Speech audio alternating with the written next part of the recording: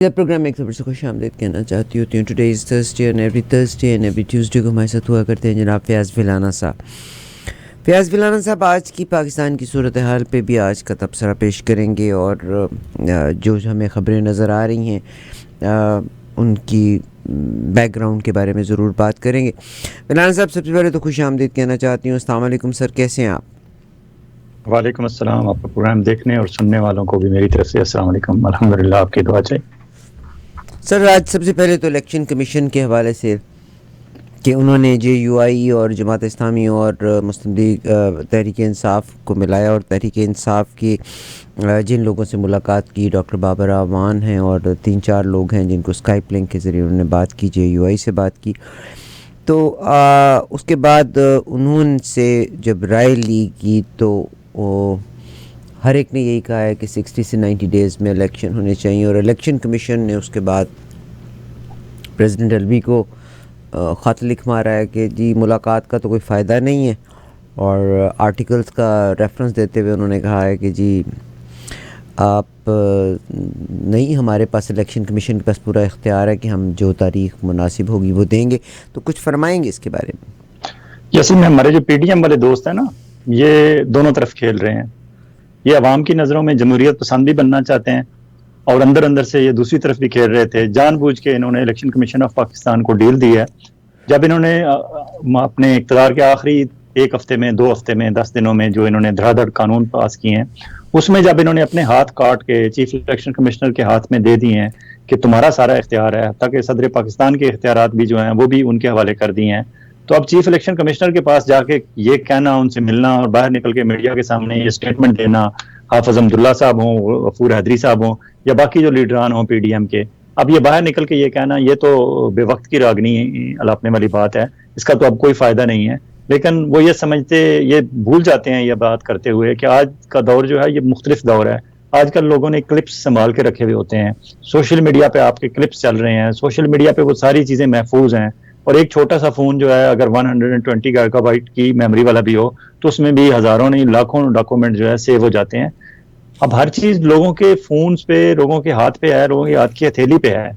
आप कैसे लोगों को बेवकूफ बना सकते हैं? तो बेसिकली ये PDM वालों का तो सब झूठ है जो भी वो कर रहे हैं। हाँ, PTI वाले जो लोग गए हैं या इस तरह के जमात इस्लामी फॉर एग्जांपल कह रहे हैं, जमात इस्लामी उसके जितनी इन्होंने तरामीम की हैं उसमें जमात इस्लामी उस तरह शामिल नहीं थी, और अगर शामिल होना या ना होना उनका इसलिए मैटर नहीं करता था कि एक उनका MNA है और एक सेनेटर है, और बाकी मेजॉरिटी तो सारी PDM के पास थी, क्योंकि PTI वालों ने तो कमाल अक्लमंदी का मुजाहरा किया। ये तो असेंबली से बाहर आ गए थे इस गुस्से में कि हमारी हुकूमत क्यों हटा दी गई है। हालांकि सिंपल सी बात थी, हुकूमत आपकी इसलिए हटा दी गई थी कि आपके वोट कम निकले थे। वोट इसलिए कम निकले थे कि आपकी बैक स्टैबिंग हुई थी। बैक स्टैबिंग किसने की थी? आपको पता है, MQM और बलूचिस्तान अवामी पार्टी वालों ने की थी। किन के कहने पे की थी वो भी आपको पता है, मिलिट्री एस्टेब्लिशमेंट के वालों के कहने पे की थी। मिलिट्री एस्टेब्लिशमेंट किस एजेंडे पे, प्लान पे चल रहे थे? वो इमरान खान साहब खुद वावेला कर रहे हैं कि अमेरिका के एजेंडे पे चल रहे थे। जब सारा कुछ आपको कहानी पता है और उसके बाद आपका ये कहना कि हम वहां मौजूद नहीं थे, आप गलत थे, आप मौजूद होना चाहिए था। अगर आप वहां मौजूद होते तो कम से कम ये 10-10, 15-15 MNAs के साथ पूरा ना करते। इन्हें हर दफा जब इजलास बुलाते तो उन्हें कोरम पूरा करना पड़ता। आपका एक बंदा अंदर बैठा होता, कोरम की निशानदेही करता, और उसके बाद स्पीकर को घंटियां बजानी पड़ती। 1 दफा, 2 दफा, तीसरी दफा घंटियां बजाने पे भी अगर पूरे ना होते तो उन्हें इजलास खत्म करना पड़ता, और फिर अगले 24 घंटे बाद फिर तो उन्हें भाग दौड़ करनी पड़ती और भागना पड़ता, और फिर आप एतराजात उठाते, फिर ये इश्यूज जो हैं वो कमेटीज के पास जाते, कमेटीज में फिर आपके बंदे बैठे हुए होते, वहां आप अपने एतराजात दर्ज कराते, वहां बताते, तो कम अज कम एज इट इज ये कानून पेश ना होते। इसमें कुछ ना कुछ तरमीम, कुछ ना कुछ बेहतरी हो जाती, कुछ ना कुछ इंप्रूवमेंट हो जाती, या आप ये कहने के काबिल होते कि हमने रेजिस्ट किया जितना हम रेजिस्ट कर सकते थे। लेकिन आपने तो कोई रेजिस्टेंस शो ही नहीं की। आप तो इस गुस्से में बाहर निकला है कि जी हमारे इमरान खान को प्राइम मिनिस्टरशिप की सीट से क्यों हटा दिया गया। वो इसलिए हटा दिया गया कि आपको जब 1 महीना, 1.5 महीना, 2 महीने पहले पता चल गया था कि आपके खिलाफ नो कॉन्फिडेंस आ रही है, तो आपने कुछ नहीं किया। आपको do as the Romans do का फार्मूला अपनाना चाहिए था, जिस जैसा देश वैसा भेस। अगर वहां इस तरह MQM और बलूचिस्तान अवामी पार्टी के लोगों के पांव पड़ के आप उनके वोट रोक लेते, उस वक्त बाद में आप कौम को बता देते कि इन्होंने हमारे साथ ये किया और हमें मजबूरी में ये कहना करना पड़ा, तो आप कर लेते। जो काम जरदारी साहब जो मेडिसिन जरदारी साहब आपको दे रहे थे, आप वही मेडिसिन उन पे अप्लाई करते तो यकीनन चीजें ठीक हो जाती, क्योंकि आप तो हुकूमत में थे, आप तो इक्तदार में थे, आपके पास 3 सूबों में हुकूमतें आपकी थी। आपके पास मुकम्मल तौर पर सारा इख्तियार आपके हाथ में नजर आ रहा था, 3 भी नहीं बल्कि आज़ाद कश्मीर और गिलगित बल्तिस्तान भी आपकी हुकूमत थी। तो आपका इतना कुछ हाथ में होने के बावजूद आपको पता ही नहीं चला, एक एक करके हर चीज आपके हाथ से निकलती गई। और अब हालत यह है कि आपके लीडर जो हैं वो 5 अगस्त से जेर पाबंदे सलासल हैं, और 5 अगस्त से अभी तक आप इतना कोर्ट से नहीं मनवा सके कि उसको घर का खाना ही मिल जाए। और ये जो खाना ना मिलने का मामला है, आज भी चीफ जस्टिस ऑफ पाकिस्तान साहब ने जो है अमृता बंदयाल, और उन्होंने जो उनके साथ बंदे बैठे हुए थे जज साहबान, मोअज़्ज़ज़ जज साहबान, उन्होंने कमाल मुजाहरा किया कि अगर मंडे वाले दिन, अगले हफ्ते पे बात डाल दी कि मंडे वाले दिन जो है वो रिपोर्ट दी जाए कि इमरान खान के अटक जेल में उनके हालात कैसे हैं। भाई हालात आपके सामने आ चुके हैं। आपको जो एडिशनल सेशन जज थे शफकतुल्लाह खान अटक वाले, उन्होंने जो रिपोर्ट दी है उस पर आपने क्या एक्शन लिया है कि अब आप दोबारा जो है आप रिपोर्ट मांग रहे हैं, और आपने वो भी मजीद 3 दिन दे दिए हैं, क्योंकि वो जो पीटीआई वालों का खदशा है कि इमरान खान को स्लो पॉइजनिंग दी जा रही है, उसे स्लो पॉइजनिंग की जा रही है, उसके खाने में ऐसा जहर मिलाया जा रहा है, अल्लाह ना करे ऐसा हो, लेकिन उनका खदशा है कि ऐसा जहर मिलाया जा रहा है जिसके असरात फौरी तौर पर जाहिर नहीं होंगे। लेकिन स्लो पॉइजनिंग का मतलब ये होता है कि वो आहिस्ता आहिस्ता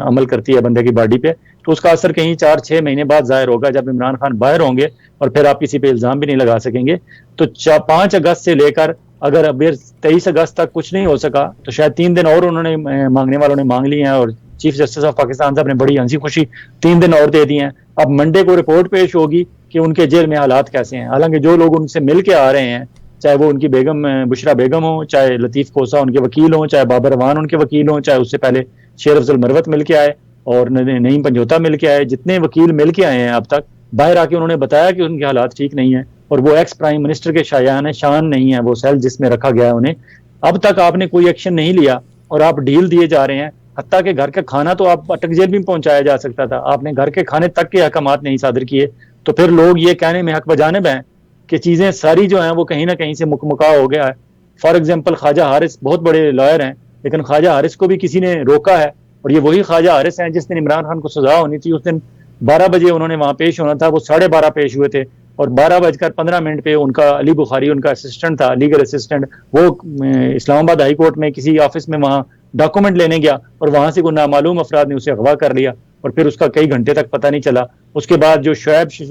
रजाक शाहीन है, इस्लामाबाद के लॉयर हैं, उन्होंने अपना असिस्टेंट भेजा, उस असिस्टेंट को भी नामालूम अफराद उठा के ले गए। उन दोनों को 4-4, 5-5 घंटे बाद कहीं से रिलीज किया गया। ये सारा कुछ जब हो रहा था, अब अगले मरहले में ख्वाजा हारिस साहब भी जो है उन्होंने अपने आप को विड्रॉ कर लिया कि मैं इमरान खान के केस की वकालत नहीं कर सकता। तो ये सारी चीजें पब्लिक के सामने आ रही हैं, और पब्लिक समझती है इन सब चीजों को। जी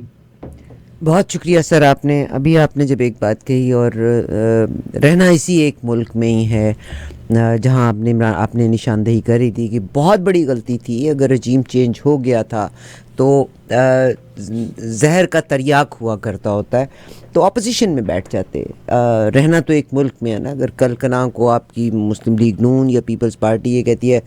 कि नहीं जी हमें तो फुल अक्सरियत चाहिए, उसकी खातर वी आर रेडी टू पे एनी प्राइस, अपोजिशन होनी नहीं चाहिए, या अगर अपोजिशन ये कहे कि हुकूमत में हमारा इख्तियार होना चाहिए, तो मतलब we have to live together. एक अपोजिशन है और एक पार्टी ने इक़्तिदार में रहना है। अगर यहाँ पे इमरान खान साहब को डेफिनेटली गलत मशवरा दिया ज़रूर गया था। मैं सर आपसे जो एक ज़रूरी बात करना चाहती हूँ,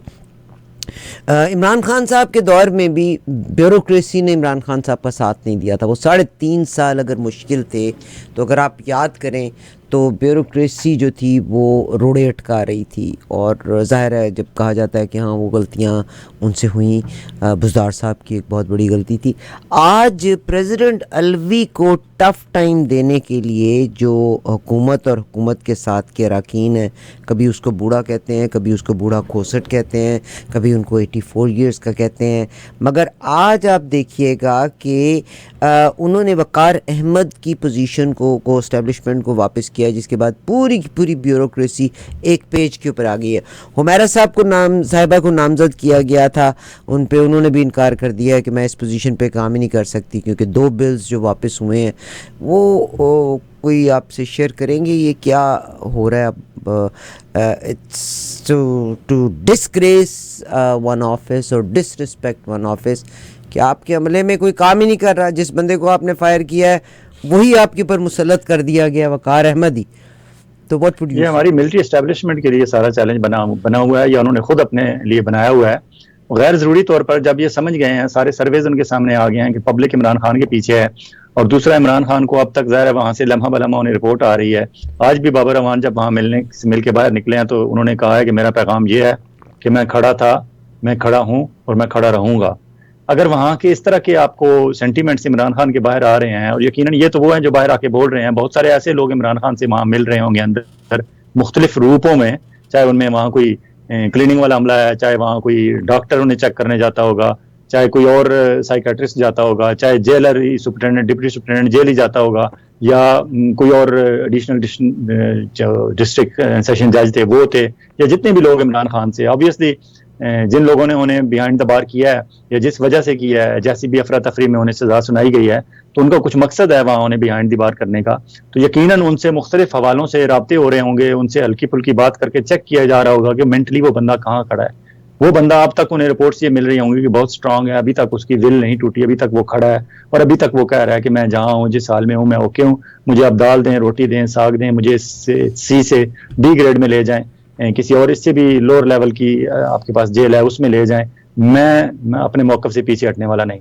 इसी तरह जब सर्वेज के लिए पब्लिक के पास जाते हैं तो पब्लिक की तरफ से भी हर तरफ से यही रिस्पॉन्स आता है, चाहे पाकिस्तान में रहने वाले 23, 24, 25 करोड़ लोग हैं, या पाकिस्तान से बाहर रहने वाले 1 करोड़ 10 लाख ओवरसीज पाकिस्तानी है, हर जगह से यही सर्वे रिपोर्ट जाती है कि लोग इमरान खान के साथ खड़े हैं। जब आपको हर तरफ से ऐसी रिपोर्टें आ गई हैं तो फिर आप अपने ही गिरबान में झांक लें, अपना जो आपका है प्लान उसको रिविजिट कर लें, अपने मंसूबे को देख लें, क्योंकि कोई भी कितनी ही ताकतवर फोर्स क्यों ना हो, वो पब्लिक की सपोर्ट के बगैर वो कोई फोर्स नहीं होती, उसकी कोई ताकत नहीं होती। फॉर एग्जांपल आपने देख लिया कि परसों वहां बटग्राम में जो हुआ, वहां आपके तो हेलीकॉप्टर, शाम को अंधेरा हो गया आपके हेलीकॉप्टर्स का, और आप सिर्फ 2 बंदे रेस्क्यू करने के बाद आप घर चले गए, लेकिन लोकल मकामी लोग उस दर्द के साथ, उस अजियत के साथ कि जब उनके 6 बंदे लटके हुए थे उस डोली में 20,000 फुट की बुलंदी पे, 2,000 फुट की बुलंदी पे, तो वो घर आराम जाके सो नहीं सकते थे, वो ये नहीं कह सकते कि अंधेरा हो गया हम जा रहे हैं घर। लोगों ने अपनी लोकल अरेंजमेंट की और वहां वो 2 नौजवान थे, शोएब और मोहम्मद अली,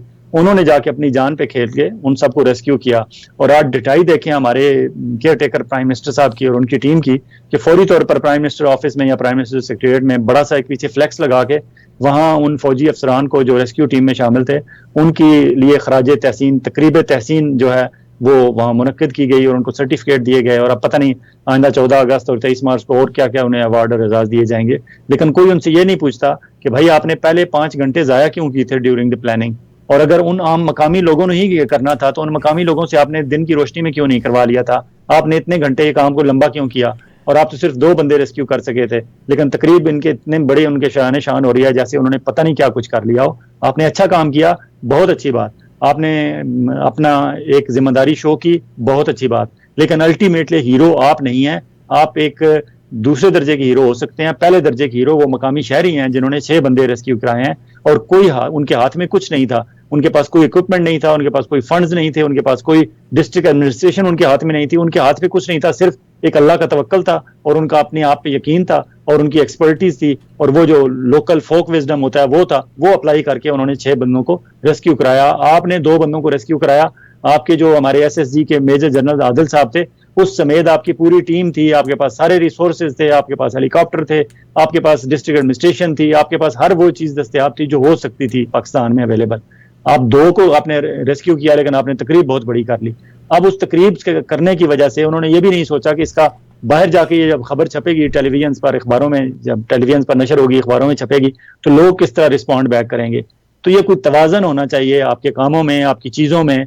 चाहे हमारे काकड़ साहब हैं, चाहे हमारे मिलिट्री एस्टेब्लिशमेंट वाले हैं, या हमारी वो रेस्क्यू टीम, सरकारी रेस्क्यू टीम जो थी, कम अज कम लोग जो मकामी रेस्क्यू टीम थी उनको आपको फ्रंट पे रखना चाहिए था, उन्हें ज्यादा खराज तहसीन पेश किया जाना चाहिए। सरकारी तो आपकी ड्यूटी थी, you are being paid for that, आप तनख्वाह लेते हैं, इसके बावजूद अगर आप अपने बैरक से निकल के वहां तक गए थे, आपका बहुत शुक्रिया, आपकी बड़ी मेहरबानी, हम आपको सलूट करते हैं, आपको खराज तहसीन पेश करते हैं, लेकिन तवाज़न रखें। दूसरी तरफ आपने कहा सदर अलवी साहब के बारे में, सदर अलवी साहब की जो तौहीन कर रहे हैं हमारे चीफ इलेक्शन कमिश्नर साहब और उनके साथ ब्यूरोक्रेसी मिली हुई है, तो ये एक सोचा समझा मंसूबा है, क्योंकि ये वही बात है कि अगर इमरान खान डटा हुआ है, इमरान खान के साथ पब्लिक डटी हुई है, तो फिर आरिफ अलवी साहब कौन होते हैं, इन्हें भी तोड़ लिया जाए। इसी तरह जिस तरह ख्वाजा हारिस साहब को और उनके असिस्टेंट अली बुखारी को तोड़ा गया, कमजोर किया गया, जिस तरह बाकी ब्यूरोक्रेट्स को वकार साहब को और हुमैरा अहमद को किया गया। आपने कहा ना कि ये ब्यूरोक्रेट्स एक पेज पे आ गए, नहीं, ये ब्यूरोक्रेट्स एक पेज पे नहीं आए। ब्यूरोक्रेट्स का पेज पिंडी वालों ने उचक लिया है, उन्हें अपने पेज पे घसीट के ले गए हैं। आपको याद होगा जब इमरान खान प्राइम मिनिस्टर बने थे तो उन्होंने चौथे, पांचवें, छठे हफ्ते में एक इस्लामाबाद में प्राइम मिनिस्टर सेक्रेटरीट के बड़े हाल में उन्होंने तमाम जो इंपॉर्टेंट ब्यूरोक्रेट्स थे पाकिस्तान भर के, उन्हें वहां इकट्ठा किया था और वहां इमरान खान ने उनके साथ को 2-2.5 घंटे उनके साथ रहे, उनकी बातें सुनी, उनसे बात की, स्पीच की, और इमरान खान की वो स्पीच बहुत अच्छी थी। लेकिन उस सिलसिले को आगे नहीं बढ़ने दिया गया क्योंकि उनके प्रिंसिपल सेक्रेटरी आजम खान साहब और कुछ ऐसे लोग जो उनके करीब थे, वो ये नहीं चाहते थे कि इमरान खान का डायरेक्ट एक्सेस हो जाए तमाम ब्यूरोक्रेट्स से, क्योंकि उस तकरीब इतनी अच्छी आई थी और इमरान खान ने उसमें बिल्कुल सीधी सीधी बातें की थी और उसने कहा था कि आपका मुल्क आपने ही चलाना है, मैं तो यहाँ चंद दिन के लिए आया हूँ, लेकिन जितने दिन हूँ मैं आपके साथ तावन करूंगा, आप इस मुल्क को सीधा कर दें, आप लोग हैं जो असल काम करने वाले हैं, हम तो अपनी मीटिंग्स करते हैं, उसके बाद डिसीजन लेते हैं और हम आगे डिसीजन आपको दे देते हैं, इंप्लीमेंट आप लोगों ने करने होते हैं, आप ही मुल्क चला रहे हैं। इमरान खान ने उन्हें बड़ी इंपॉर्टेंस दी थी और उन्हें कहा था कि जो माजी में गलतियां हुई हैं, माजी में, मैं नहीं कहता कि आप लोग शामिल थे उनके साथ, पीपल्स पार्टी वालों के साथ या मुस्लिम लीग नून वालों के साथ या जो भी साबका हुक्मरान थे, मैं ये नहीं कहता कि आप उनके साथ हैंड्स इन ग्लव्स थे, लेकिन अब वक्त है कि हालात ठीक कर लें। वहां बड़ी क्लैपिंग हुई, बड़ा लोगों ने वाह वाह की, बाहर निकल के ब्यूरोक्रेट्स ने, मीडिया वालों को भी बताया कि इमरान खान ने कमाल तकरीर की है, इमरान खान हमारे दिलों में छा गया, ये हो गया, वो हो गया। लेकिन ये बात वो जो इमरान खान के करीब थे, जिन्हें क्रोनीज कहा जाता है, जो 4, 5, 6, 10 बंदे थे जो नहीं चाहते थे कि इमरान खान किसी और से मिले या इमरान खान को से कोई और आके मिले, वहां इमरान खान को खुद सोचना चाहिए था कि ये मेरे दरवाजे क्यों बंद कर रहे हैं उन ब्यूरोक्रेट्स के साथ। इमरान खान को खुद बार बार उनसे मिलना चाहिए था ब्यूरोक्रेट्स के साथ और बार बार उनका फीडबैक लेना चाहिए था और वहां से जो उसे मुखलिस बंदे लगते उन्हें मेन आगे ला के उनसे काम लेना चाहिए था। तो इमरान खान ब्यूरोक्रेसी को उस तरह हैंडल करने में कामयाब नहीं हुए जिस तरह उन्हें करना चाहिए था, क्योंकि असल मशीनरी तो ये ब्यूरोक्रेट्स होते हैं। हुकूमत की असल मशीनरी जो होती है जिससे पूरा सिलसिला निज़ाम चलता है, वो निज़ाम पहले ही इनके हाथों यरगमाल बना हुआ था, क्योंकि नवाज शरीफ साहब और पीपल्स पार्टी वाले तो एक लंबे अरसे से उस ब्यूरोक्रेसी के साथ डील कर रहे थे और नवाज शरीफ साहब का तो स्टाइल ये था कि ये बंदे अपने भर्ती कराते थे, चाहे सिपाही से, ASI से, सब इंस्पेक्टर से कराते थे, वो 2, 4, 6, 10 साल बाद उसकी पूरी कफालत करते थे, उसके सर पे हाथ रखते थे, उससे काम लेते भी थे और उसके काम करते भी थे। वही बंदा तरक्की करके SSP, SP और IG और DIG बन जाता था, तो फिर वो इनके काम करता था। इसी तरह सीनियर वकीलों पे भी हाथ रखते थे, फिर उन वकीलों को हाई कोर्ट में बुलाते थे, हाई कोर्ट से सुप्रीम कोर्ट में बुलाते थे। बाद अगर उनके साथ कोई हालात किसी वजह से खराब हो गए या उनको किसी और ने अप्रोच कर लिया या वो किसी और के हाथों में चले गए, फिर नवाज शरीफ साहब ने रोना शुरू किया। अदरवाइज नवाज शरीफ साहब के आज तक अदालतों में कहीं काम रुके नहीं हैं। जिस तरह एतजाज अहसन साहब कहते हैं कि हमारी अदालतें जो हैं वो नवाज शरीफ साहब को और शरीफ फैमिली के लिए खसूसी नर्म एक दिल में जगह रखती हैं और उन्हें फैसिलिटेट करती हैं। अभी इस वक्त शाह नवाज रांझा जो मुस्लिम लीग नून के हैं वो स्टेटमेंट दे रहे हैं कि इमरान खान को फैसिलिटेट एक दफा फिर किया जा रहा है। नवाज शरीफ और मरीम नवाज को भी ये लग रहा है कि फैसिलिटेट किया जा रहा है, हालांकि ये फैसिलिटेशन नहीं होती जो उसके साथ हो रहा है। उसे अटक जेल के B क्लास में वहां रखा हुआ है, C क्लास में रखा हुआ है, कहते हैं B है लेकिन B तो वहां दस्तयाब ही नहीं है। तो मेरे ख्याल में वो B वाला भी ऐसे ही कोई कर रहे हैं, कोई B वाली वहां पोजीशन नहीं है, C क्लास में है। फैसिलिटेट तो आप हुए हैं कि आप 50 रुपए के स्टाम्प पेपर पे आप लंदन जाके बैठे हुए हैं, पूरा खानदान आपका वहां पहुंच गया है, हुकूमत करने के बाद वजीर खजाना साहब भी वहां पहुंच गए हैं। फैसिलिटेशन तो ये होती है। शाह नवाज रांझा या मुस्लिम लीग नून वाले किस तरह ये कहते हैं इमरान खान को फैसिलिटेट किया जा रहा है? नहीं, इमरान खान को फैसिलिटेट नहीं किया जा रहा, ताकि Imran Khan elected president of Pakistan को भी फैसिलिटेट नहीं किया जा रहा, बल्कि उसे उसकी तजलील की जा रही है। अब चीफ इलेक्शन कमिश्नर साहब ने उसे खत लिख दिया है कि मैं आपसे नहीं मिल सकता, मैं आपसे मिलना जरूरी नहीं समझता, मैं आपको मिलने नहीं आऊंगा, और ये भी वाजे कर दिया है कि आखिरी दिनों में जो कानून साजी हुई थी उसमें ये इख्तियार आपके पास नहीं रहा, ये इख्तियार मेरे पास आ गया है, अब मैंने डेट तय करनी है कि कब इलेक्शन होंगे। तो ये तो वही डेट है जो वही इख्तियार है जो PDM वाले खुद चीफ इलेक्शन कमिश्नर को दे के आए थे।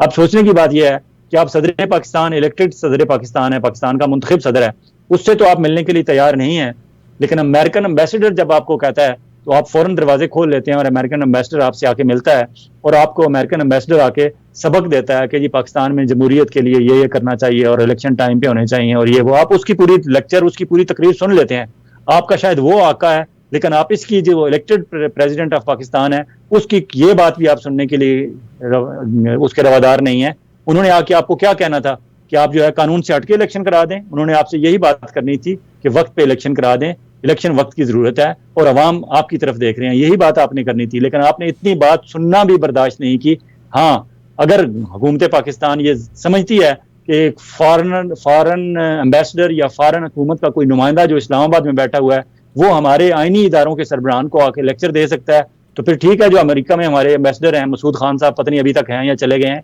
जो भी हमारा अमेरिका में एम्बेसडर है उसे भी कहें कि कल वो अमेरिका के चीफ इलेक्शन कमिश्नर या जो भी इलेक्शन कमीशन का सरबराह होता है उससे कहे कि मैं आपसे आके मिलना चाहता हूं, और वहां जाके उन्हें लेक्चर दे और बताए कि ट्रंप को इलेक्शन लड़ना चाहिए या नहीं लड़ना चाहिए, जो बाइडन को लड़ना चाहिए कि नहीं लड़ना चाहिए, और प्रेसिडेंशियल इलेक्शन आपके कब होने चाहिए, और आपकी अब तक जो डिबेट्स हुई हैं उन डिबेट्स का क्या होना चाहिए और क्या नहीं। कहीं अपने एम्बेसडर को कि वो भी अमेरिका के इलेक्शन कमिश्नर से जाके बात करे। वहां तो आपकी हिम्मत नहीं है, वहां तो आपसे कोई उनका डिप्टी अंडर सेक्रेटरी भी आपकी बात सुनने के लिए तैयार नहीं है। पाकिस्तान में जो है वो आप उनको अमेरिकन एम्बेसडर को अपने ऑफिस में बुला के बात सुनते हैं, और प्रेसिडेंट कहता है तो आप कहते हैं नहीं मुझे आपसे मिलने की जरूरत नहीं है, मेरे हाथ में इख्तियार है और इख्तियार मुझे असेंबली ने दिया है। और असेंबली वाले बाहर निकल के झूठ बोलते हैं कि जी वक्त पे इलेक्शन कराएं। जब आपने वक्त पे इलेक्शन कराने का फार्मूला ही चीफ इलेक्शन कमिश्नर की जेब में डाल दिया है, अब उनकी अपनी मर्जी है, वो जब मर्जी है इलेक्शन कराएं। तो ये सारा आंखों का धोखा जो पब्लिक के साथ किया जा रहा है, ये पब्लिक देख रही है, और हम जैसे ओवरसीज पाकिस्तानी इस पे बोल रहे हैं, मुसलसल बोल रहे हैं और बोलते रहेंगे हम इंशाल्लाह। बहुत शुक्रिया, आपने बड़ी तफसील से बताया। मगर फ़याज़ बिलाना साहब, यहाँ पर अगर कवानीन के ऊपर बिल्स के ऊपर दस्तखत हो गए थे तो अवाम के नुमाइंदे, अल्टीमेटली तो अवाम भी रिस्पॉन्सिबल है ना कि किन नुमाइंदों को पिक करके असम्बली के अंदर लेके जाते हैं। और अगर उन नुमाइंदों ने बिना पढ़े उन बिलों को साइन कर दिया था, और ultimately at the end of the day अगर इलेक्शन कमीशन मजाज है इस बात का कि वो कोई भी फ़ैसला अपनी स्वाबदीद पे कर सकता है, they are not answerable to the president of Pakistan, तो मतलब ये तो रोड़े या कांटे वही बो के गए हैं ना जो आखिर में चवन साइन करके गए। और जो वहाँ पे चंद नुमाइंदे बैठे थे, वो कौन नुमाइंदे उन वहाँ लेके गया था? अवाम ही लेके गए थे ना। तो आपका अल्टीमेट मैसेज और मेरा अल्टीमेट मैसेज तो यही होना चाहिए ना कि आप जिसको भी वोट दें, you must do a due diligence आप करके दें कि जिसको वोट दे रहे हैं क्या वो कौम के साथ सिंसियर है, क्या वो आपके साथ सिंसियर है या नहीं है। ये जो आप पब्लिक की हम बात करते हैं ना, बिल्कुल सही बात है आपकी, लेकिन पब्लिक के पास तो चांस 5 साल बाद अगर वक्त पे इलेक्शन हो जाए तो 5 साल बाद एक दफा पब्लिक के हाथ में मौका आता है कि वो अपने इलेक्टेड रिप्रेजेंटेटिव मुंतखब करे। लेकिन जब वो मुंतखब करके भेज देता है, उसके बाद वो असेंबली में जाके क्या करते हैं, वो वहां उनके हाथ में कुछ नहीं होता। एक दफा आपने भेज दिए तो भेज दिए, अब उन नुमाइंदों का वहां काम है कि वो वहां बैठें और आपके हुकूक की और कौमी मफाद की बात करें। लेकिन अफसोस से कहना पड़ता है कि वहां कौमी मफाद की और अवाम की मफाद की बात नहीं की जाती, सिर्फ अपने टग वार उनका एक शुरू हो जाती है, जिसमें वो कहते हैं कि हमारी जीत और हमारी शिकस्त, हमारी फतह और हमारी शिकस्त, हमारी जीत और हमारी आपकी हार, उस रेस में लग जाते हैं। पब्लिक की तो भूल ही जाते हैं कि पब्लिक का इसमें कौन से कानून में कौन से चीज में फायदा और नुकसान है। पब्लिक का फायदा नुकसान तो अब लोगों को समझ आया जब अगस्त के बिल लोगों के घर में पहुंचे हैं। ऐसे ऐसे लोग बिल दिखा रहे हैं सोशल मीडिया पे कि जी 60,000 का बिल है और 40,000 का ऊपर टैक्स है, अब 1,10,000 वो कहते हैं जी हम कहाँ से दें। और अब जो मैंने कल के परसों अपने एक प्रोग्राम में बात की थी कि मीरपुर जो आज़ाद कश्मीर का एक बड़ा डिस्ट्रिक्ट है, इन्फ्लुएंशियल डिस्ट्रिक्ट है और बड़ा अमीर है, वहाँ के लोग बहुत अमीर हैं,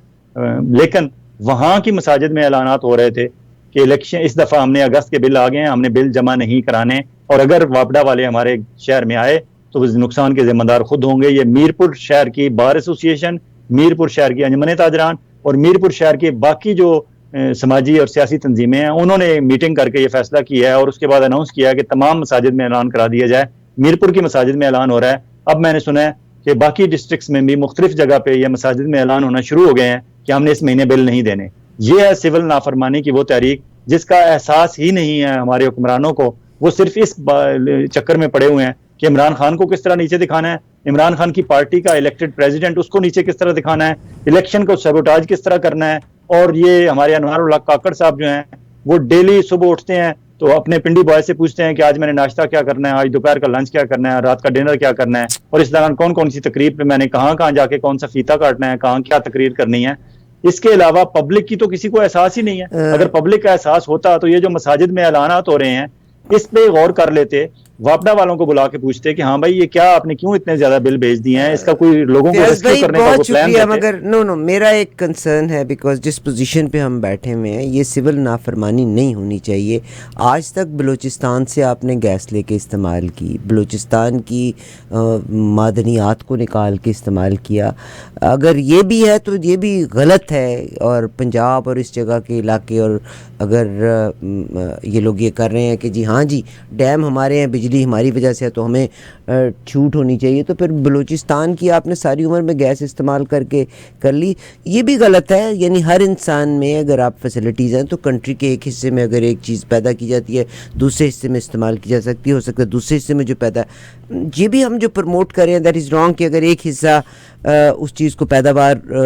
को जनरेट कर रहा है तो उसके कोई एक्स्ट्रा ऑर्डिनरी राइट्स हैं। यानी we all depend on each other for different productions and different सहूलियात के लिए। वो आपकी बात बिल्कुल ठीक है, हम प्रमोट नहीं कर रहे, हम निशानदेही कर रहे हैं कि ये काम हो रहा है और मगर ये गलत हो रहा है, मगर ये गलत, कल तक जब हो जाएगी फिर सर पीटते रहेंगे हम सारे कि ये क्या हो गया। हम आज निशानदेही कर रहे हैं कि ये जो मीरपुर की मसाजिद से ऐलानात होने शुरू हुए हैं, ये सिलसिला बढ़ रहा है। पहले तो मीरपुर मंगला डैम के मुतासरीन के हवाले तनाजर में वो बात कर रहे थे, अब ये बात आम पब्लिक तक पहुंच रही है। दूसरे मुख्तलिफ शहरों में, मैं नाम नहीं लेना चाहता, मैं नाम लूंगा तो और वो वही बात होगी कि हम इंस्टिगेट कर रहे हैं कि फलां शहर में हो गया है, अब बाकी जो शहर रह गए हैं वहां भी ऐलानात होने शुरू हो जाएं। ऐसी बात नहीं है। हम आपको, उनको, हमारे हुक्मरान अगर कोई सुन रहा है और हमारे अवाम उन्हें बता रहे हैं कि ये सिलसिला शुरू हो गया है जो यहाँ रुकने वाला नहीं है, ये आगे बढ़ने वाला है। उस वक्त तक ये बढ़ता रहेगा जब तक हमारे फेडरल गवर्नमेंट, हमारी जो है, जो हमारे केयर टेकर प्राइम मिनिस्टर हैं, वो इस सिलसिले में कोई इंपॉर्टेंट इजलास नहीं बुलाएंगे, वहां बैठ के इस मामले को देखेंगे नहीं और लोगों को रेस्क्यू करने के लिए, लोगों को कोई फैसिलिटेट करने के लिए इस वक्त कोई शॉर्ट टर्म रिलीफ अनाउंस नहीं करेंगे। ये सिलसिला बहुत आगे बढ़ गया है क्योंकि लोगों की कुव्वत खरीद से, आमदन से, मंथली इनकम से ज्यादा उनके बिजली के बिल आ गए हैं। अब वो लोग किधर जाएं? उन्होंने फिर आखिर में तंग आमद बजांग आमद यही करना है।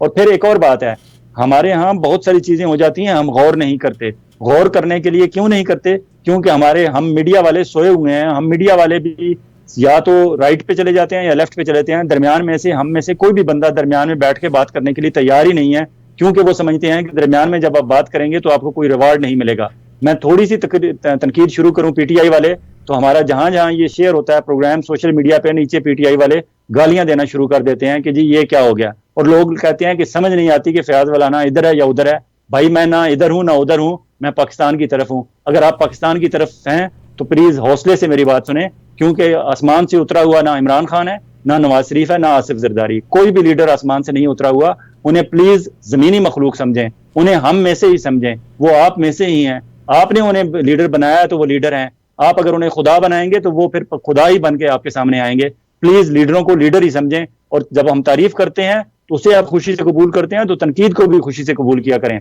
जिस तरह मैं बात कर रहा था कि अंडर करंट्स, नीचे, हमारे कारपेट के नीचे बहुत सारी चीजें होती हैं, हम उन पर बात नहीं करते। फॉर एग्जाम्पल, आज से तकरीबन 1 साल पहले, शायद अगस्त 2021 में, 2022 में, अमर साले अमरुल्ला जो और मुहिबुल्ला जो अफगानिस्तान के उनके कभी होते थे, उनकी कौमी नेशनल सिक्योरिटी के एडवाइजर थे,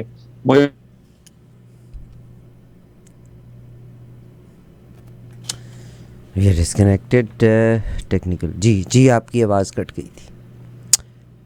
वी आर डिस्कनेक्टेड फ्रॉम जनाब फयाज वलाना साहब, और वो यकीनन अपनी बातचीत कर रहे थे, ना मालूम क्या हुआ, we got disconnected. Top of the hour लिए लेते हैं और उसके बाद वापस आते हैं। Please stay tuned.